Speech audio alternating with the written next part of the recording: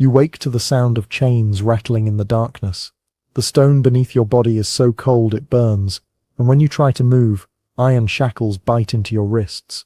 You're no longer in the hillside village where you chased goats and helped your mother grind grain. That life ended 3 days ago when the slave traders came through your settlement like a plague of locusts, selecting their harvest with practiced eyes. Your name was Caius, a simple Celtic name your father gave you after his father. But that name died the moment rough hands dragged you from your family's hut. Now your property, inventory, a commodity to be evaluated and priced. The man examining you speaks Latin in clipped, businesslike tones, running his fingers through your hair like he's testing the quality of silk, lifting your chin to study your bone structure in the flickering torchlight. "This one will do well," he says to his associate, a Greek with calculating eyes who nods and makes marks on a wax tablet. Celtic stock always brings premium prices. Look at that coloring, like spun gold, and young enough to train properly. You don't understand all the words, but you understand the tone. You've heard it before when your father sold livestock at the market. The same appraising quality, the same discussion of value and potential, except now you're the livestock, and the market is Rome's insatiable appetite for beauty that can be owned, controlled, and consumed. The journey to Rome blurs into a nightmare of cramped wagons, sparse meals, and the constant presence of other children who share your fate. Some cry constantly, others have retreated into silence so complete they seem to have died while still breathing. A few, the ones who scare you most, have already begun adapting, learning Latin phrases from the guards, trying to curry favor with small acts of submission. But it's when you reach the slave markets of Rome that the true horror reveals itself. This isn't the chaotic scramble you imagined. It's organized, systematic, efficient. The markets dealing in what Romans call delicati, delicate ones, operate with the precision of a military campaign and the aesthetics of an art gallery. Before diving into these forgotten stories of survival and suffering, if you enjoy learning about the hidden truths of history, consider hitting that like button and subscribing for more content like this. And please comment below to let me know where you're listening from.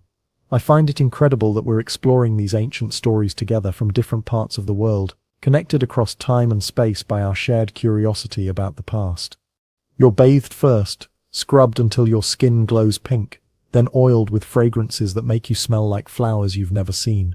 Your hair is trimmed and styled by a man whose hands move with the practiced efficiency of someone who has prepared hundreds of boys for sale. They dress you in a simple white tunic that emphasizes your youth and innocence, a costume designed to trigger specific desires in potential buyers. The inspection process is methodical and humiliating. Buyers circle you like wolves, evaluating prey, discussing your merits and flaws in voices that make no attempt to acknowledge your humanity. They test your teeth like you're a horse, examine your skin for blemishes, measure the proportion of your limbs with the same attention a sculptor might give to marble. Some speak to you in broken Celtic, testing whether you understand commands. Others are more interested in your emotional responses, how you react to touch, whether you flinch or submit, if tears come easily or if you've already learned to hide them. Marcus Lucullus is the one who eventually buys you. He's in his 40s, soft around the middle from good living, with intelligent eyes that miss nothing. He examines you with the thoroughness of a connoisseur, running his hands along your arms and shoulders, tilting your face toward the light to study your features from different angles. When he speaks to the dealer, his voice carries the casual authority of someone accustomed to acquiring whatever strikes his fancy. "How old?" he asks, though he's clearly already made his assessment. 12, maybe 13, the dealer responds. Young enough to train properly, old enough to be interesting. And look at this bone structure. He'll age beautifully for several years before you need to think about replacement. The casual mention of your eventual disposal hits you like a physical blow. You're not just being sold into slavery. You're being sold into a system with a built-in expiration date, where your value will inevitably decline and your usefulness will end. But even this realization pales beside the growing understanding of what your specific role will be. The transaction completes with the same mundane efficiency as buying bread. Money changes hands, ownership papers are signed, and suddenly you belong to Marcus Lucullus as completely as his toga or his sandals. He doesn't speak to you directly. Slaves don't merit conversation, but gives instructions to a well-dressed older man who will oversee your transport to your new home. The villa that becomes your world is more beautiful than anything you could have imagined in your village life. Marble floors inlaid with intricate mosaics, walls painted with scenes from mythology, gardens where exotic plants fill the air with perfumes that make your head swim. But beauty becomes sinister when you realize it's designed as a setting for your captivity. Every lovely detail is part of an elaborate stage set where you'll perform a role you never auditioned for. Your education begins immediately. The man overseeing your training is called Alexandros, himself a former favorite, who has aged into a position of relative security by becoming indispensable in managing his master's collection of beautiful boys. He's not unkind, but his kindness carries the detached quality of someone who has learned to survive by not forming emotional attachments to those who will inevitably be replaced. The master prefers intelligent conversation. He explains as he outlines your daily schedule. You'll study Greek philosophy, Roman poetry, basic arithmetic, and musical performance. Your body must remain pleasing. We'll control your diet carefully, and you'll bathe twice daily with oils that keep your skin soft. Most importantly, you'll learn deportment. How to walk, how to sit, how to lower your eyes at the right moment, how to appear attentive without seeming to listen when the master discusses business with his guests. The lessons are comprehensive and exhausting. Language instruction occupies your mornings, not just Latin and Greek, but the subtle differences in tone and vocabulary appropriate for different social situations. You learn that there are specific ways to address senators versus merchants, particular phrases that show respect without appearing servile, careful modulations of voice that suggest intelligence without threatening your master's intellectual superiority. Afternoons are devoted to cultural education. You memorize vast passages of poetry, not because you find them beautiful, though some are, but because you might be called upon to recite them for your master's entertainment.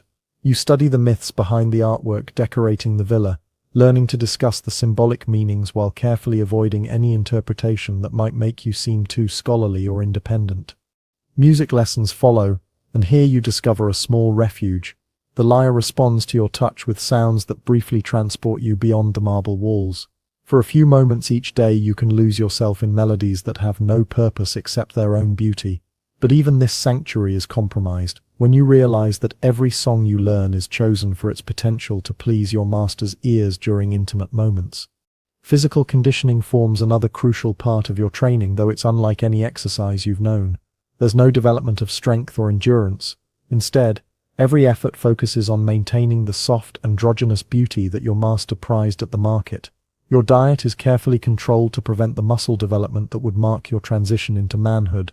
Herbs are added to your food, oils rubbed into your skin, treatments administered by physicians who specialize in preserving youthful appearance.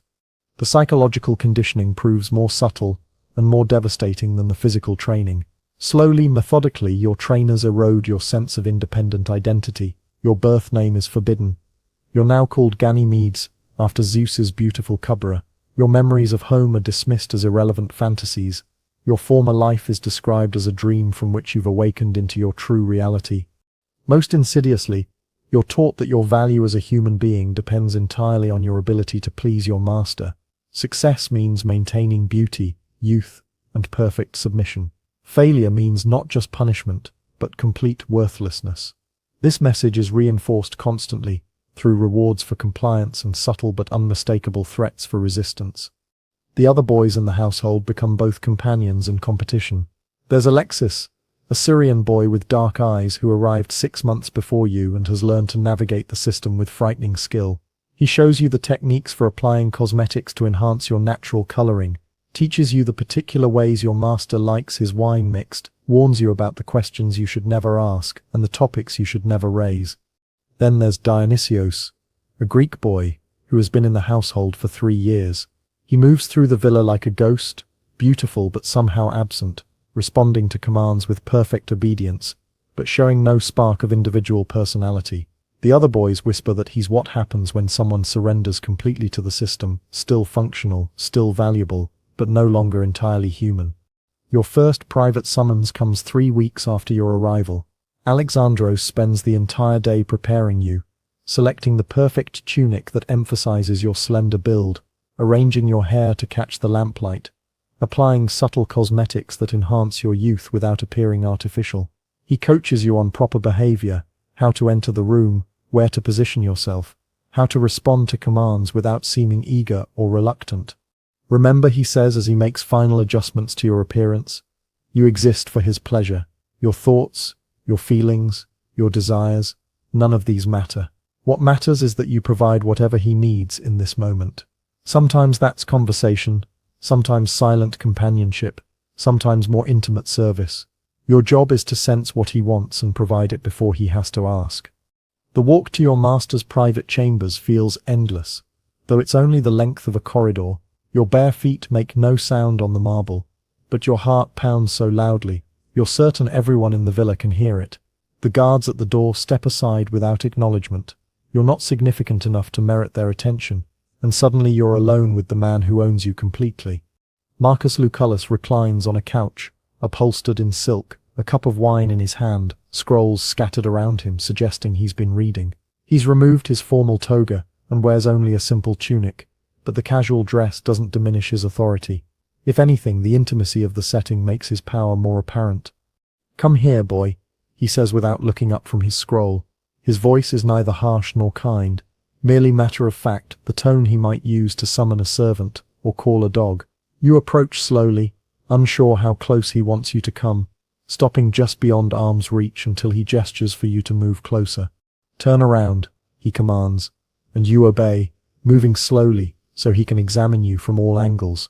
His eyes assess you with the same thoroughness he showed at the slave market, noting the effects of weeks of careful grooming and training. When he nods approval, you feel a confusing mixture of relief and shame, grateful to have passed his inspection, horrified that your worth depends on his aesthetic satisfaction. "Alexandros tells me you're learning quickly," he continues, setting down his wine and giving you his full attention. "Recite something for me. Something Greek. I'm in the mood for philosophy." You begin a passage from Plato's Symposium, chosen because it's beautiful and because you've memorized it perfectly.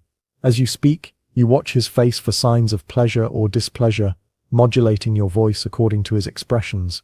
When he smiles slightly at a particularly elegant phrase, you feel a surge of pride that immediately disgusts you. You're learning to find satisfaction in his approval, exactly as your training intended. "Lovely," he says when you finish.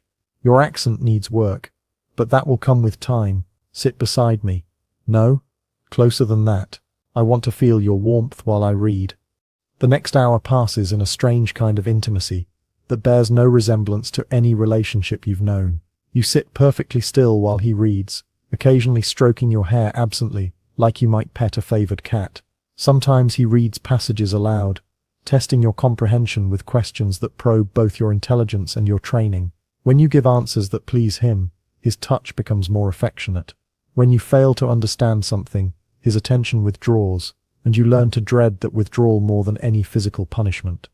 This becomes the pattern of your new existence. Days spent in training and preparation, evenings summoned to provide whatever form of companionship your master desires. Sometimes it's intellectual, discussions of philosophy or poetry where you're expected to be engaged but never challenging. Sometimes it's purely aesthetic. You serve as living decoration while he entertains guests, proof of his refined taste and unlimited resources. And sometimes it's more intimate, in ways that your previous life provided no context for understanding. You learn that your body, like your mind, exists for his pleasure. The beautiful room, the expensive education, the careful grooming, all of it is part of a system designed to make you a more satisfying possession. You're not a person who happens to be owned. You're an object crafted specifically for his use. The psychological impact proves more devastating than any physical abuse. You begin to lose track of where your performance ends and your identity begins. The mannerisms you've learned to please your master become automatic. The interests he's cultivated in you start to feel genuine. Most disturbing of all, you catch yourself feeling genuine affection for the man who has stripped away your freedom and reshaped you according to his desires. Other boys in the household have found different ways to survive. Alexis has become a master manipulator, playing on their master's emotions with such skill that he's achieved a position of relative security. He whispers secrets about managing their master's moods, about subtle ways to encourage his generosity, about techniques for remaining valuable as physical beauty inevitably fades. The key, he explains during a rare private moment, is to make yourself indispensable for more than just your looks. Learn his business interests, so you can provide useful insights. Become skilled at managing the household, so he depends on your efficiency. Cultivate relationships with his important guests, so he values your social utility. Beauty fades, but usefulness can last for years.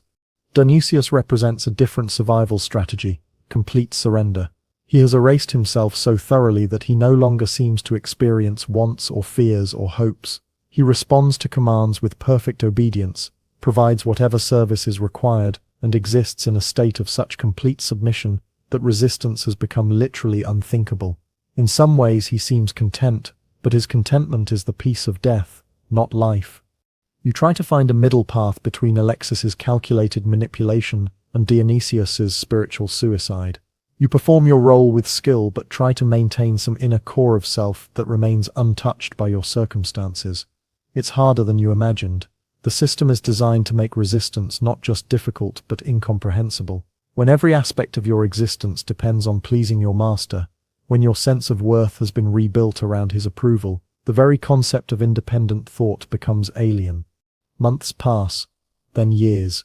Your body begins showing the first subtle signs of approaching manhood, a deepening voice that must be disguised with careful breath control, muscle development that requires increasingly drastic dietary restrictions, facial hair that demands daily removal. Each change brings anxiety about your continued usefulness and value. The household dynamics shift as new boys arrive and older ones disappear. You witness the entire cycle, the terror of fresh arrivals, the gradual adaptation to their circumstances, the careful maneuvering for position and favor, and finally the inevitable disposal when youth fades beyond concealment. Some boys are sold to other households, others manumitted with small pensions, a few simply vanish without explanation. You develop complex relationships with your fellow captives. There's genuine friendship mixed with bitter competition, mutual support shadowed by the knowledge that any of you might be sacrificed to preserve the other's positions. You share techniques for survival, warn each other about their master's changing moods, and provide comfort during the inevitable moments of despair. But you also compete for favor, knowing that being the preferred boy means better treatment and greater security. The outside world exists, but remains largely irrelevant to your daily existence. You hear news of military campaigns, political developments, social changes, but these events feel as distant as mythology. Your world has shrunk to the boundaries of the villa, and your concerns have narrowed to the immediate requirements of survival within that confined space. Occasionally glimpses of your former life surface unbidden. The smell of bread baking might trigger memories of your mother's kitchen. A merchant's accent could remind you of your father's voice. These moments bring such intense pain that you learn to suppress them immediately, focusing instead on the present reality that defines your existence. Your master ages too, though more gradually and comfortably than his possessions.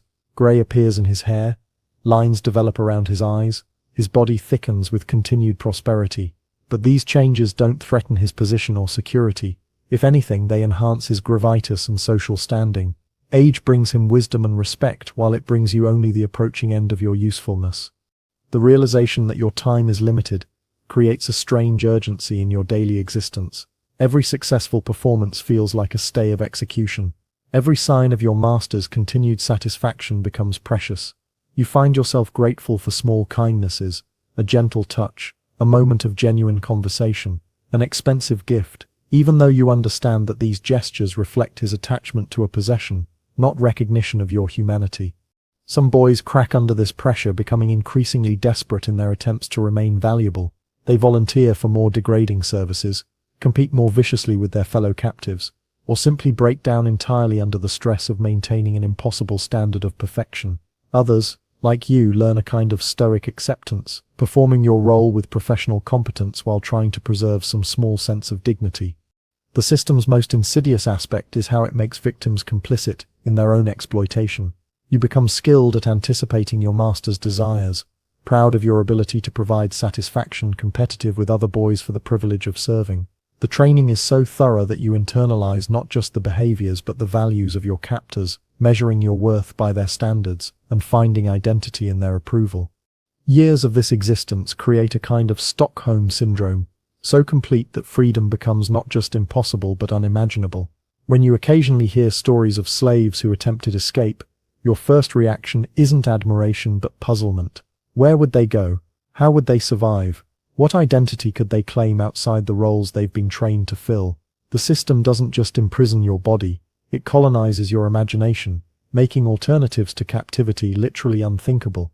Yet even within this total system, small acts of resistance remain possible. You retain fragments of your original language, though you never speak it aloud. You preserve memories of your family, though you rarely allow yourself to access them. Most importantly, you maintain awareness that your current existence is not your only possible identity, even if you can't imagine any practical alternative. The end, when it comes, arrives with the same casual efficiency that marked your beginning in this life. Your master's interests have shifted toward younger acquisitions, and your approaching physical maturity makes you less suitable for the role you've filled. There's no dramatic confrontation or emotional farewell, just a quiet conversation with Alexandros about your future placement. The master has arranged for your manumission, he explains with the detached professionalism that has characterized every aspect of your training. You'll receive a modest inheritance and recommendations for employment in a senatorial household. Your education and deportment make you suitable for administrative or tutorial positions. The irony is bitter. Your exploitation has equipped you with skills that make you valuable in the legitimate world, but only because those skills were developed through years of abuse.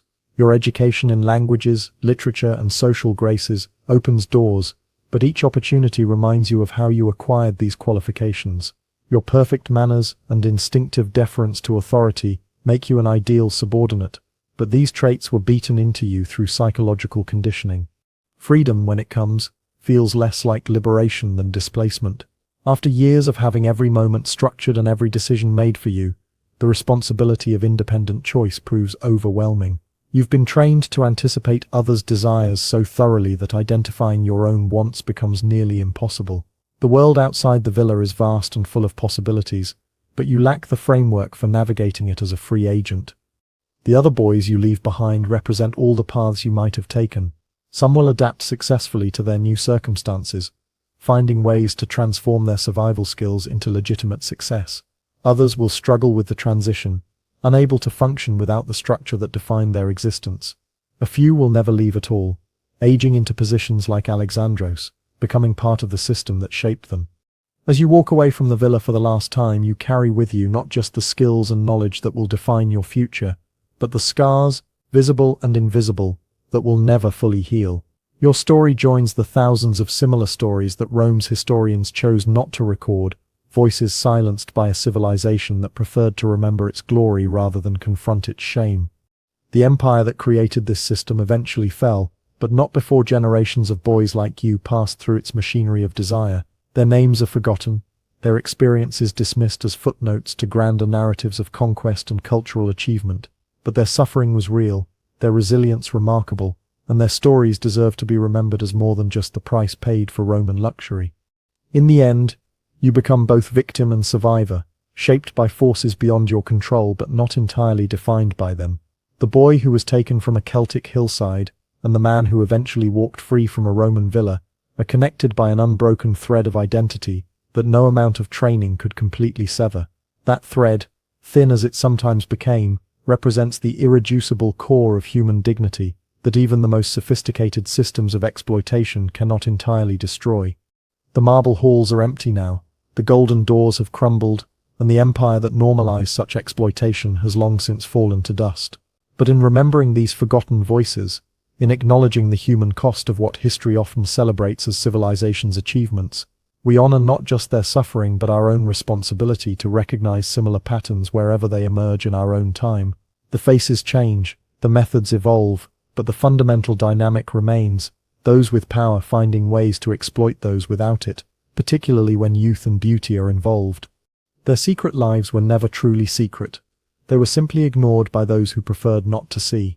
In telling their stories now, we ensure that their suffering was not entirely meaningless, and perhaps in some small way, we help prevent others from walking down those same torchlit corridors toward doors that should never open for children at all.